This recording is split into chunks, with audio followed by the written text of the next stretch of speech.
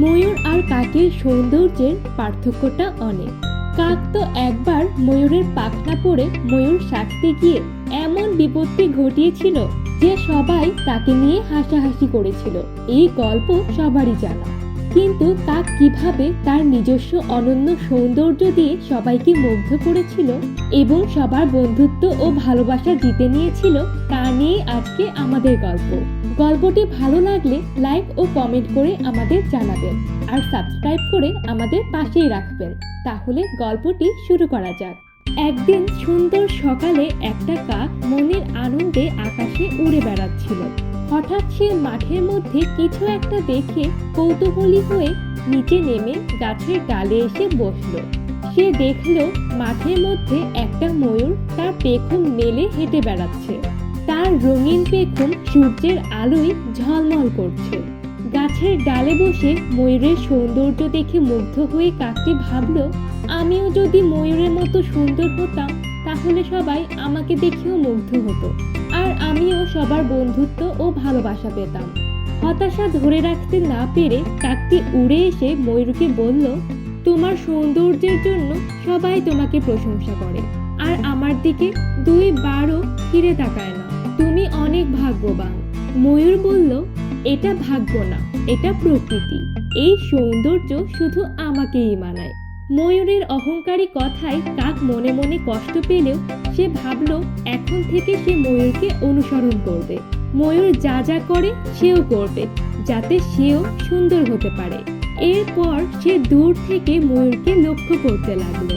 ময়ূরকে একা হেঁটে বেড়াতে দেখে দূর থেকে তিনটি হরিণ ছুটতে ছুটতে এসে বলল, আমাদের একটা খেলার সাথী দরকার, তাহলে আমরা দুই দলে ভাগ হয়ে খেলতে পারি। তুমি কি আমাদের সাথে খেলবে?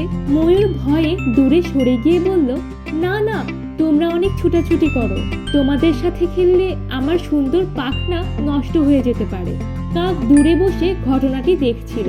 কাকের হরিণগুলোর সাথে খুব খেলতে ইচ্ছে করছিল, কিন্তু সে তো ময়ূর যা যা করবে সেও তাই তাই করবে।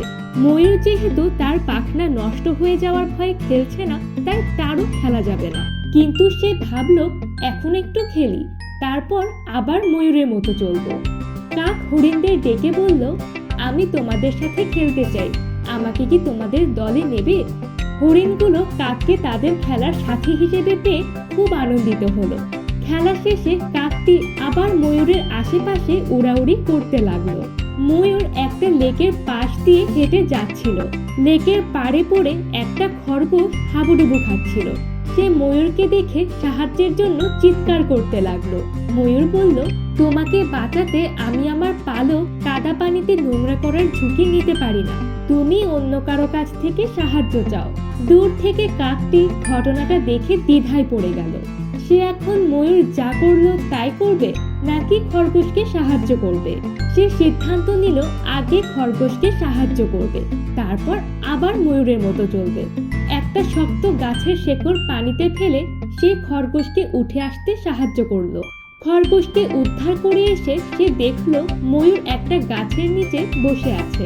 এমন সময় একটা শিয়াল ঘন জঙ্গলের মধ্যে একটা পথ খুঁজে পেতে ময়ূরের সাহায্য চাইল।